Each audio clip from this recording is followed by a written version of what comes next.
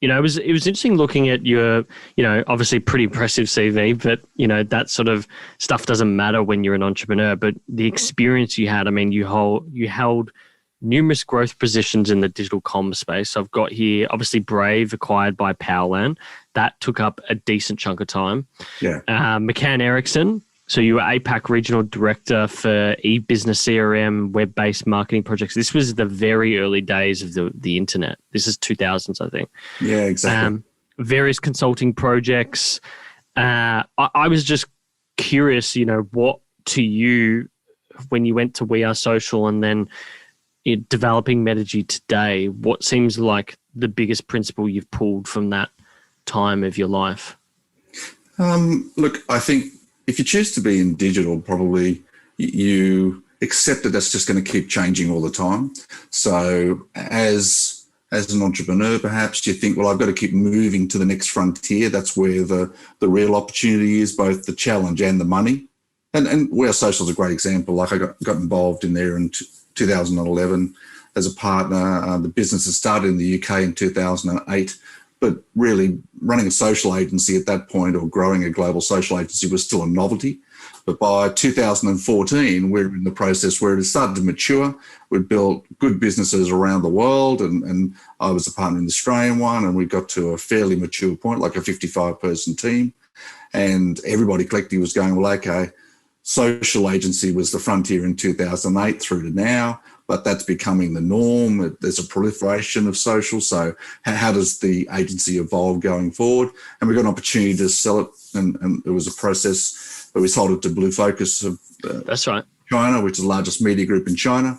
And so you have to do an earn out as part of that. But I came to a juncture where it was either keep doing that or really go off and do something else. And we already had the idea for doing Metigy, which was really, from my perspective, the next frontier in taking, we had a massive proprietary data set, because we'd been doing social, 500 people around the world doing social for brands. And so we had this fantastic proprietary data set. Could we leverage that and really use the advent of machine learning to turn, what we were doing as a creative process strategically into a machine-driven strategy for SMEs that would deliver that solution for a group of customers that just couldn't afford to buy strategy, right? So again, fantastic technical challenge, but also changing the way that whole business function and the marketing industry works, right? So, yeah, We Are Social, when I think about it, there's really only two agencies that became global that developed in a similar way. And I would probably put it as Vayner Media, although they went more down the route of full service as opposed to a social first structure. And I think because of that, We Are Social really became known as the global social agency. I guess I was intrigued, we'll get to this component in a while, but I get a sense the social CRM idea in your head is being a big thing since being at We Are Social. I'm intrigued, working in agency land and going through that earn-out process, what to you sort of seems like, for someone who is an agency owner like myself today, what was the best and worst thing in hindsight from that time of your career? I think, whenever you sell, you're letting go of your baby, right? And ultimately it's usually before you finished everything you wanted to do, because you want to do it at the right stage of its growth path. So I think letting go is part of it, but it's also scary, right? You think, I've become comfortable in this environment. I've been in McCann's, I've been in We Are Social. It was you could do a lot, and it was pretty comfortable, and we were forging on to do something completely unknown and completely unproven.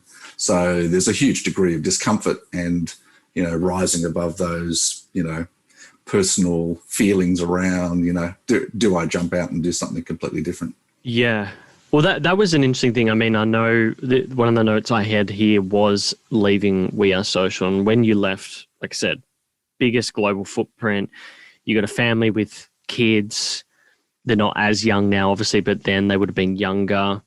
There's always this quote that Elon Musk says that entrepreneurship is sort of like chewing on broken glass and staring into the abyss.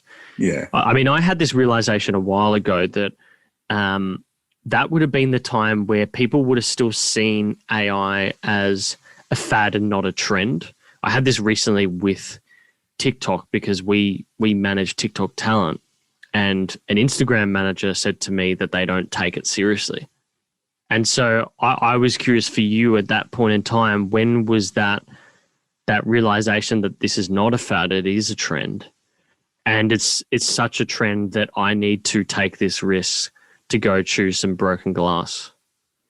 Yeah, I think it was circa 2015, maybe 14. I'd already sort of realised that, because we were doing some experimentation with it at that point, and we're realising that at the end of the day we're doing stuff, and I think AI is the perfect application for marketing, right? Because it is about the ability to be able to process large volumes of data and make decisions on that data faster than a human ever could, right? You can ingest more data and analyse that at a rate that no human can. And that gives you the ability then to be truly creative off the back of that, right? Because you've got the insight long before someone fiddling around with reporting and thinking about it, was going to do it. And I look back, we used to charge customers $20,000 to do this massive report, and it would be historical data for sort of 6 months ago. And you go, there was a fantastic opportunity on this particular topic back then, right? And it's just too late to act on it, right? Because it's past. We're analysing that data. We know if a piece of content has worked. If it's going to work, it works in the first 2 hours. We know about it as it's working, and we can tell a customer with very simple logic, this is what you do. It is trending. You can leverage that now. If you wait if it's on Facebook, for example, to get the insights 3 days later, that opportunity is gone, because the organic driver, whatever was making it work, has disappeared, right? So historically, there's no point going back to try and solve it.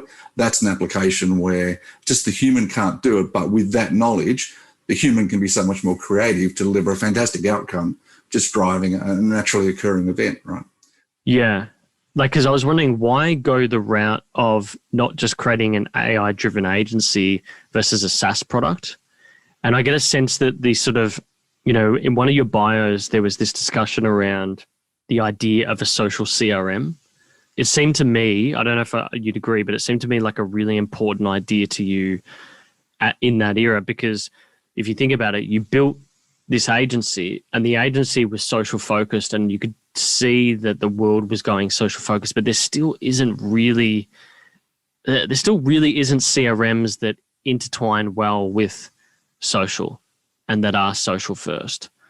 So I guess I'm curious, why go down the platform route versus, selling insights or agency route? Is it that it's more scalable? Definitely more scalable. I mean, you understand as an agency, it's about, you've got to win the work, you've got to execute the work, you've got to build a team to do it. It's very time consuming, and the amount of leverage you get off the back of that is only ever going to be so much, right? And there's elements of stress and risk to the execution quality and continuity and all the rest of it, as opposed to building a product, which from my perspective, there's still risk and pressure and hassle in doing that, but the leverage off the back of that to service X amount more customers and solve a global problem is a lot more upside in that, right? And yes, it's a bigger challenge, but the upside ultimately is significantly greater.